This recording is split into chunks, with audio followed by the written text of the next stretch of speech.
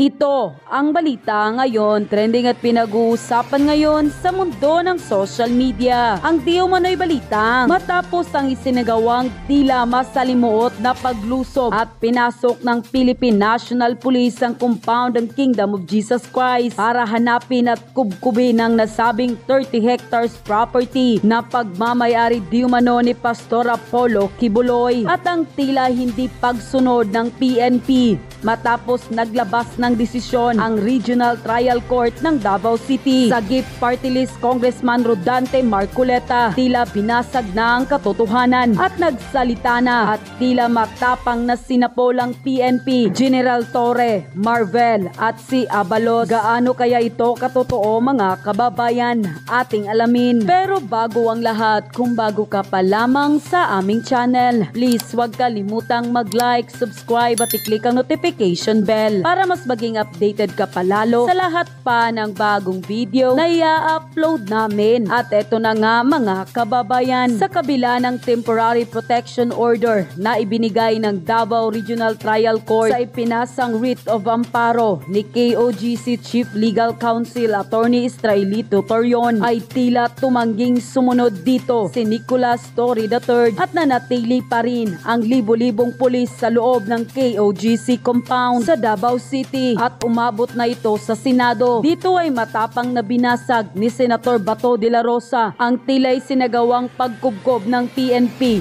sa loob ng compound ng KOGC. Sa kanyang privilege speech sa Senado, pinuna ng dating PNP chief na ngayon ay Senator Ronald Bato de la Rosa ang umano'y excessive force na ginamit ng PNP National Police sa paglusob sa compound ng Kingdom of Jesus Christ sa Davao City. Ditong nakaraang long weekend, nagamit ang arrest warrant laban kay Pastor Apollo Kibuloy at sa ilang kasamahan nito. Ayon kay Senator Bato de la Rosa, bilang dating PNP chief ay hindi pa niya na-encounter sa isang operasyon sa pagpapatupad ng warrant of arrest ng mahigit sa 2,000 pulis. Ikinumpara pa ito ni Senator Bato de la Rosa sa pagpapatupad ng warrant of arrest noon ng PNP kay most wanted Zulkifli Binhir alias Marwan sa Mama Sapano, Maguindanao na may patong sa ulo na $5 million kung saan 44 SAP troopers lamang ang idineploy para ipatupad ang warrant of arrest at mahigit sa 200 police officer na backup.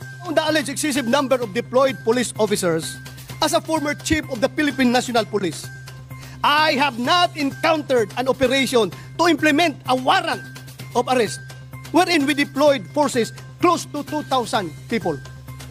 To compare, the PNP also implemented a warrant of arrest against Zulkifli here, also known as Marwan. Marwan was listed among America's most wanted terrorists with $5 million bounty on his alleged involvement in a series of deadly bomb attacks in the Philippines. In the enforcement of the warrant against Marwan, the PNP only deployed 44 members of Special Action Force and more than 200 police officers as backup. Allow me to do the math. Less than 300 police officers to enforce a warrant against Marwan, who was then protected by more than 1,000 heavily armed Bangsamoro Islamic Federal fighters and private armed groups around the so-called SPMS box, which includes Mama Sapano, versus 2,000 to arrest Pastor Kibuloy. Kaya ang tanong ng mga miyembro ng KOJC, mas mapanganib ba si Pastor Kibuloy kaysa isang most wanted terrorist? Mas mapanganib ba ang Davao City compared doon sa Mama Sapano na napakaraming umiikot ng mga armadong tao?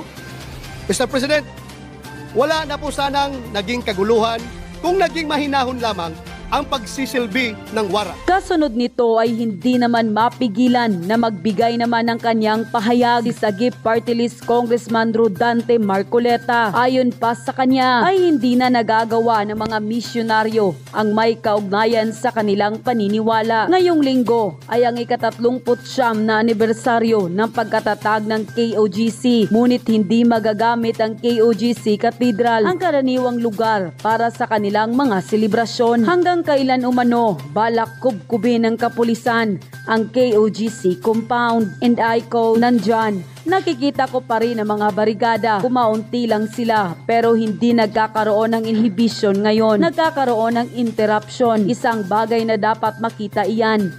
Palagay ko sa tamang panahon siguro baka siyasatin din iyan dyan. Pero ngayon pa lang, sinasabi natin sa aking palagay, merong paglabag kung ang pag-uusapan ay yung ginagawa at yung karapatan ng Corporation Soul, yung sekta nilang KOGC na hindi na nila nagagawa kung ano man yung may kaugnayan sa kanilang paniniwala. End of quote. Narito naman ang full video ni Congressman Rodante Marcoleta na tila sumapol sa PNP at nila Torre, Marbel at Abalos. Para sa buong detalye, panoorin ang full video. Sana nasunod Kong matapos na ito, no? Itong bahagi na ito sa Davao City, Kong. Ano? Jen, Nelson, ang napansin ko lamang dyan ay yung KOJC. Bakit kaya yung Kingdom of Jesus Christ. Jesus Christ. So, Yeah, tama. isang denomination ito, isang sekta ng relihiyon ito, hindi ba? Yes po. Oh. Kapag kasi isang sekta ng relihiyon, Jen, kapag nakarehistro ka sa SEC, ito yung Securities and Exchange Commission, ikaw ay tinataguri ang Corporation Soul. Korporasyon ito eh. Okay. Corporation Soul. Kagaya lahat ng mga sekta ng relihiyon, Corporation Soul eh. Yun pala yun. Ngayon, ang hinahanap nila ay isang tao. Opo. Na dating siyang namumuno nito, ngunit parang na-turn over na sa isang kapwa niya opisyal.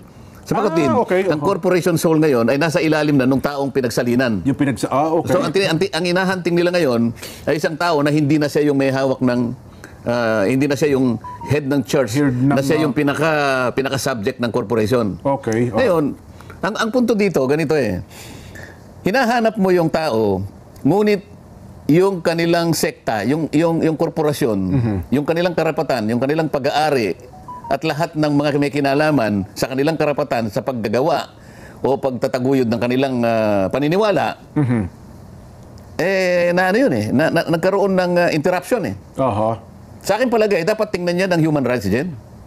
Hindi lamang sa punto na, teka muna, tama ba yung pagsiserve ng warrant of arrest? Opo. Tingnan mo rin yung punto na wala bang karapatang na-violate? Wala bang karapatan na nalabag? Yung mga ginagawa nila dati, baka hindi na nila magawa. Pananampalataya nila ito dyan eh. Corporation Soul ito dyan eh. Ngayon, dapat makita yon. Dahil yun ay isang bagay na pinuproteksyon na ng batas dyan. Ayun. Well, tingnan natin ko. Kasi kung ano ba, nakapondo sila dyan. Paano yung pagsasagawa nung kanilang... tayo naman, kanya-kanyang paniwala tayo dyan eh. Opo. Kung paano nila ginaganap yung kanilang paniniwala o pagsasakatuparan ng kanilang paniniwala, pagpapahayag ng kanilang paniniwala, dyan, kanila yun eh. Ngunit kapag nandun yung mga pulis, wala bang nalalabag dyan?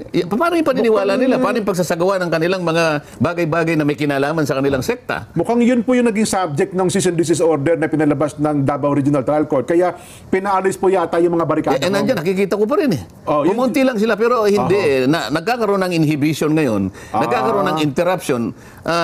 Isang bagay na dapat makita yan. Palagay ko sa tamang panahon siguro baka siya sa atin din yan dyan. Pero ngayon pa lang sinasabi natin, sa aking palagay merong paglabag kung pag-uusapan ay yung ginagawa at yung karapatan ng corporation Corporation Soul. Yung sekta nila na hindi na nila nagagawa kung ano man yung may kaugnayan sa kanilang paniniwala. Pag-usapan natin, no?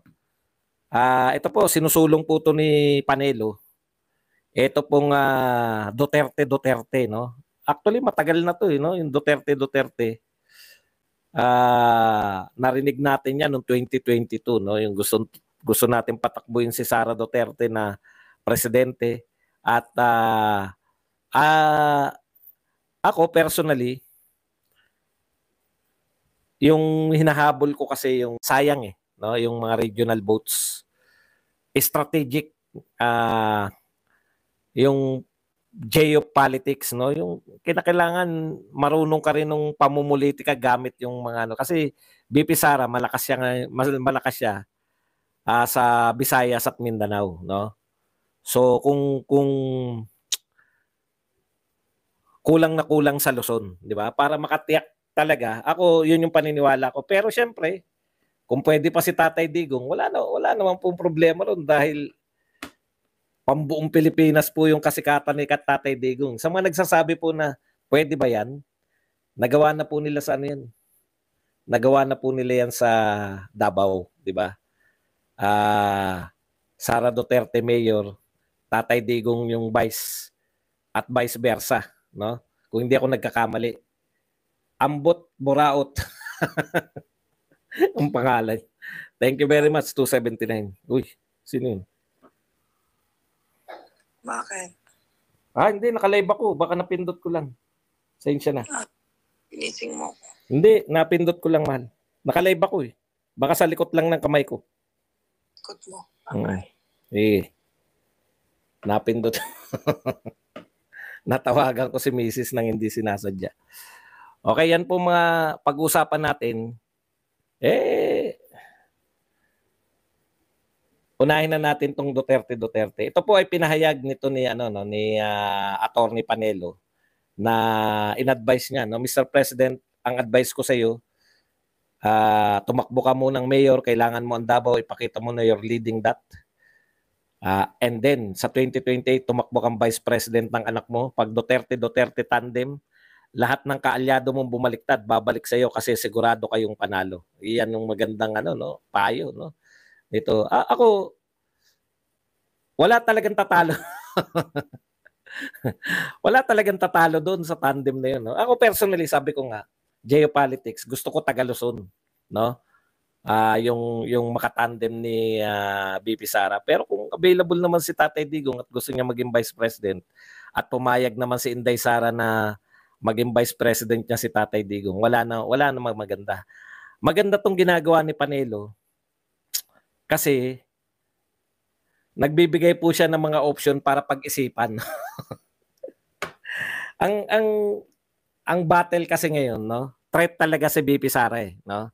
Lahat na nangyayari na yan sa Kongreso. Sa mga tayong mga Duterte supporters, alam po natin yung nangyari, no? Masaya tayo sa ginawa ni BP Sara. Hindi po nakakahiya yung ginawa ni BP Sara. In fact, tuwan-tuwa po ako kasi hindi siya nagpatrap, no? Alam niyo naman, may script. Meron po silang plano, sabi nga, nadudulas nga si Kimbo, stick to the plan, no? Mag-stick sila sa plano. Ang problema, naunahan sila lahat ni BP Sara, no? Hindi nila po pwede na maganda yung sinasabi ni BP Sara, yung shiminit na pinalalaganap nila. Actually, ang ganda po nun, no? Yung shiminit na yun. Kasi ang ibig sabihin ni BP Sara, she may not like, di ba? Hindi lang tayo rito yung hindi lang uso sa atin yung discrimination, racial discrimination. Kasi pare-pareho lang tayong Pilipino, yun lang natin. Pero kung sa US po yan, grabe na po, no? Magsalita ka lang na salitang negro doon, yari ka na, no? Talagang yung racist. Dito kasi hindi matatawag na racist, pero yung superiority, no? Superiority ng Imperial Manila. Yan diyan nagmula yung shiminit na yan, 'di ba? Yung kung ganoon ang dating, kasi ang kinakantsawan doon yung pagsasalita ni BP Sara ng shiminat, 'di ba? Shiminat. Siguro Bisayan anthem, Bisayan anthem. Bisayan yung diction, 'di ba? Yung Imperial Manila na mas angat kami dahil kami mga taga Manila, no? Mas angat kami sa inyo dahil yung salita nyo ay salita yan ng mga katulong, salita. Ganyan yun eh. Hindi lang natin inaangguluhan sa ganun, no? Hindi kasi tayo sanay sa ganun eh. Hindi pa uso sa Pilipinas na at saka hindi mahilig ang mga Duterte at mga Duterte. Palaban tayo eh. Palaban yung mga Duterte. Pati yung mga supporters, hindi tayong paawa effect. Hindi tayo paawa effect. Okay. Napag-uusapan yung shiminit na yan. Thank you nga tayo kasi pati po sa kagustuhan ng lahat ng mga kalaban natin na sirain yung mga Duterte. Pinatulan yan pati ng mga media eh. Kalat po ngayon sa social media, hindi lang po social media. Hindi lang po yung mga followers. Hindi lang po nag-a-appear yung shiminit sa mga social media, sa Twitter, Facebook, at saka sa YouTube. Pati po yung mga traditional na mainstream media, lalo na yung mga dyaryo, hindi ko alam yung mga TV station, no? Shiminit, pinopromote nila. In fact, natutuwa tayo kasi hindi po kinakailangan ni BP Sara na mag-hire ng mga PR. Hindi niya kinakailangan mag-hire o magbayad ng mga tauhan para lagi siyang nasa news. Kusa, alam niyo yun, kusa siyang nasa news. O ngayon, badong, nasa news nga pero sinisiraan naman siya. Immaterial na yun. Basta, yun nga sabi, no, negative or positive is still publicity. Pero hindi yan yung point eh. Ang point diyan, lagi siyang pinag-uusapan, di ba? Yung mga Duterte, hindi lang po si BP Sara. Yung mga Duterte laging laman ng balita. Hindi po sila ini-snub. Ang hirap po kasi nung ang dami mong ginagawa pero halos walang mag-cover sa'yo. Yan yung problema ng mga, halimbawa, ng mga aktibidad ng mga KOJC, yung mga rally-rally, yung mga maisog rally. Hindi po kino-cover yan ng mainstream media. Ito po si BP Sara, kino-cover ng mainstream media, pati ng mga vlogger. Kaya, doble-doble. Inggit lang po, no? Nainggit lang po. Alam po yan ng mga PR practitioner. Alam din po yan ng mga kalaban ni BP Sara sa politika. Pero tinitignan lang nila, nasisiraan naman, nagiging negative. Ito po kasi yung puhunan ng mga Duterte. Okay, talagang sa totoo lang, pwede naman po eh. Nangyari na po yan kay Vice President Jejo Marbinay. Yung binomba siya ng nakakatawa. Si Ray. Yun lang. Yun lang panira mo sa akin. Dinagdagan mo pa nga, 2.5 lang nga ako. Okay. Balik tayo. Balik tayo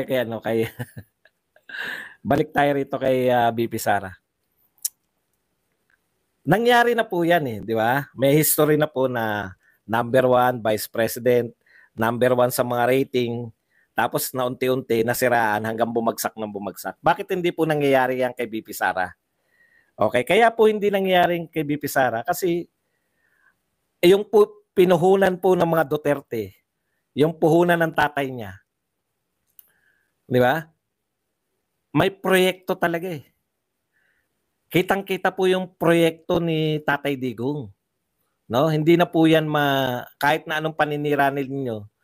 Pwede naman sanang mabura na yung mga kasi sobra kakampi nyo na lahat eh. Kakampi nyo yung oligarko, kakampi nyo yung mainstream media, ang dami nyo pang bayarang vlogger. Okay.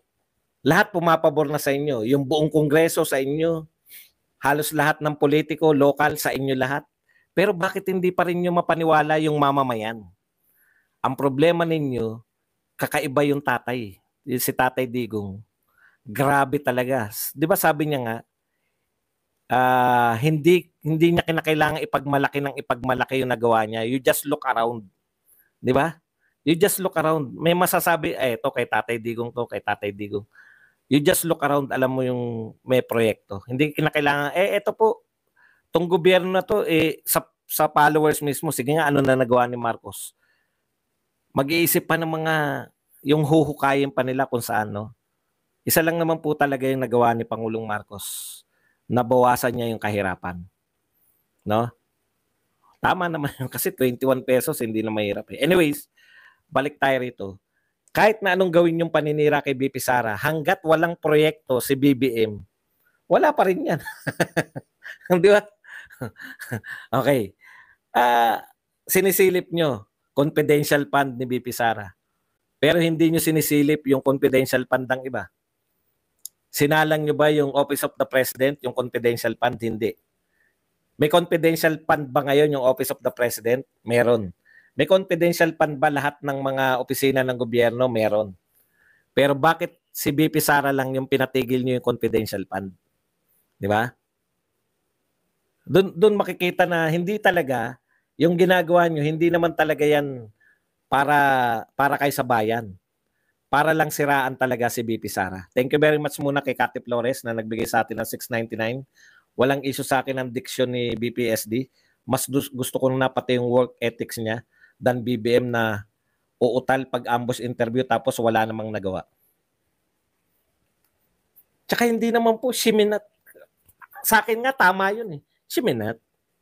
Ang ganda nga ng indayog ng boss ni. Kasi sila, anyways, yun eh, no? Balik tayo rito sa Duterte.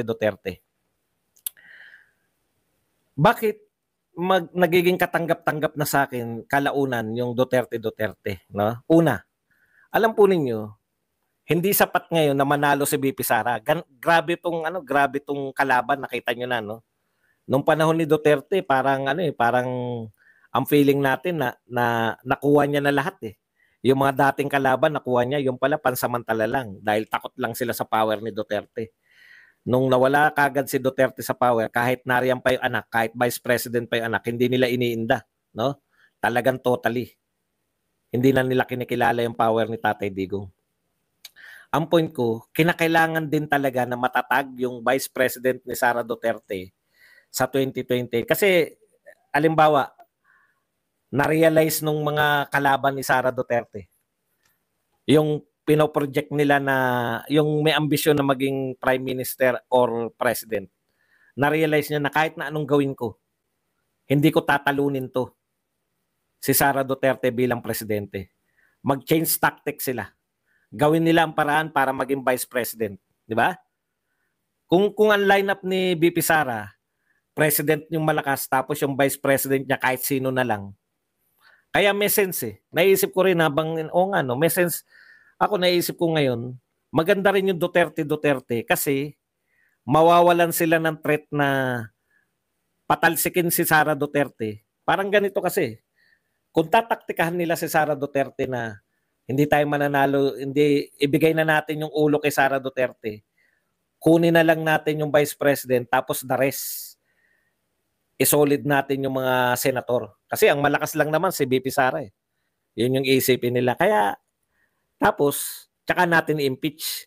Di yung kung magba-vice president lang yung nag-ambisyon, dun yung way niya, no? Mag-vice president ka muna dahil hindi mo naman kayang talunin si Sara Duterte na presidente. Impeach nyo na lang. Impeach nyo na lang. Kunin mo na lang yung suporta ng mga senador at mga congressman. Pwedeng kaya bagamat long shot yun, pero given ng paraan ng pamumuno ng mga Duterte na hindi naman nila tinatanggalan ng kapangyarihan yung vice president. Di ba si Tatay Digong wala naman siyang pakialam kay Leni Robredo. Para sa hindi po nakakaalam may disallowance din po yung Office of the Vice President ni Leni Robredo. Pero bakit hindi naging issue? Kasi hindi naman threat si Leni Robredo. Bakit issue lahat ng gawin ni VP Sara? Kasi threat siya. Yun lang po yun. Okay. Kung Duterte yan, wala silang magagawa. Mananalo 2 Duterte. Kahit impeach nila si Sara, si Tatay Digong pa rin ang presidente. Di ba? Wala silang Argo, napupunan na kita ng gugulo ka lang, Bakit si Powa ang magiging vice mo? No? Nakikigulo ka lang ba talaga? Kagabi ka pa eh. Titignan ko yung mga post mo. hindi ka naman nanloloko, di ba? Hindi ka naman nagpapatawa lang. Kahapon pa kita napupunay, no? Sara Powa ba? Kung ano man yung gusto mong palabasin, mag-isip-isip ka. Pasalamat ka, kulay blue ka kasi okay. At least sinasabi ko sa iyo yung napupuna ko. Ano tayo eh? Ano tayo, no? Baka iniisip mo na pipitsugin tayo sa mga ganyan, no? Alam natin yung gusto mong gawin, di ba? So, yun lang. Nagsasabi lang ako sa iyo. Salamat ka lang kasi kulay blue ka kahit papano. Siyempre, kinikilala natin yung mga ginawa natin blue, di ba? Pero, wag mo, ako ang taong hindi mo kayang paglaruan, no? Baka nag-iisip ka na pipitsugin lang to si Badong. Kayang-kaya mong paglaruan. Mag-isip-isip ka rin. Yun lang. Okay, punta na po tayo rito. No? So sa akin, nagkakaroon ng sense yung Duterte, lalo na kung titiyakin naman natin yung si Sara Duterte na, kasi sa totoo lang, nakatikim po ngayon marami pong nakatikim ngayon ng ginhawa. Magaling gumamit ng pera tong tong kasalukuyan, no? Ang dami nilang bala pagdating dito, no. Kaya nga yung dating kalaban ng media biglang kakampi na ng media ngayon. Imposibleng hindi mo paghinalaan yung media, no? Imposibleng hindi mo paghinalaan dahil nung eleksyon lang grabe yung atake nyo kay Marcos eh. Meron pong marunong, no? Meron pong nakakaalam kung paano po paamuhin yung media. Alam niyo na yun. Magkano ay paano kaya? Sino kaya? Magkano kaya? Pwede ring magkano kaya? 'Di ba? Kaya meron din po na tinatanim sila ngayon na pinaparanas nila ng ginhawa, ng suporta na mawala man sila sa pwesto. Nakatanim na yan mga yan, no? Kasi kay Tatay Digong parehas eh. Lahat ng militar, lahat ng pulis, talagang pare-parehas yung tingin niya na eto, pili eh. Pili yung mga malalapit sa kanila na talagang magiging solid. Kita nyo kahit na anong iutos. Tignan nyo na lang sa KOJC. Nakita nyo no, kung paano kumilos yung mga pulis at militar dyan. Grabing walang question sa isip nila. No? Walang ka-question sa kanilang pag-iisip kung paano sila sumunod. Kaya posibleng maiiwan 'yan kahit manalo si BP Sara sa 2028 kung hindi kanya yung vice president. Kaya ako, iniisip ko ngayon, kung Duterte yan, walang kawala. Pucha, talagang back to the drawing board sila. Hindi nila po pwedeng matibag na yun. Winning yun. Panalong-panalo sa tao yun. Konting sundot pa. Hindi naman po tinutulan ni Tatay Digong, sabi ni Panelo. Kaya lang, hindi natin alam talaga yung mga Duterte. Yun yung diskarte ng Duterte. Yung lagi silang merong bara sa kanila lang, sila lang nakakalam. Anyways, abangan po natin yan. Kasabik-sabik. Ako, okay na yan. Basta manalo lang si BP Sara na presidente. Manalo lang si BP Sara, solve na ako eh. Di lalo na kung vice president pa si Tatay Digong, di ba? Lalong wala tayong kaproblema. Bantay sarado talaga si BP Sara niyan. Yung mga magtatangka, mahihirapan. Okay. Ito po, basa tayo ng mga ilang pan-tweets dahil ngayon ay linggo. Magbabasa tayo. Ito po ang tweet nitong yung presidente po ng babae, si Rafaela David, Akbayan Party List President. Congratulations, BP Sara, for finally and fully exposing yourself to the Filipino people as the inept official that you are full of fury and noise but devoid of substance. Puro angas pero walang talas. Pambobong mga argumento no? Yung nangyari daw, panay angas lang si BP Sara pero walang talas. Ang talas nga eh. Bilib na bilib nga kami kay BP Sara eh. Ewan ko kung paano nila binabasa, no? Kasi may plano, alam ng lahat ng tao na may plano yung mga congressman. Alam natin lahat na didikdikin nila, ipapahiya nila si BP Sara. Yun yung keyword doon eh. Hindi man mauwi sa impeachment, at least maipapahiya nila. Paano nyo nasabi na walang talas, panay angas? No? Samantalang, hindi nagawa, naasar yung mga congressman, hindi nila nagawa yung gusto nilang itrap si BP Sara eh. Nakahilera yung plano nila na may kanya-kanyang mga pupuntuhan. Ang mangyayari, alam mo, Rafaela David, hindi ko maintindihan kung ano yung pinanood nyo, no? Pero ang pinanood namin, na-avert o napigilan ni BP Sara yung tangkang pamamahiya sa kanya ng mga At yun na nga mga kababayan, ano na ang masasabi mo? Kung mayroon kayong hinaing at komento patungkol sa balitang ito, please comment down below. Pag-uusapan natin yan sa comment section. At kung nagustuhan nyo ang video, ay huwag kalimutang mag-like at i-share na din para mas marami pang makaalam at umabot ito sa marami sa ating mga kababayan. Maraming salamat po!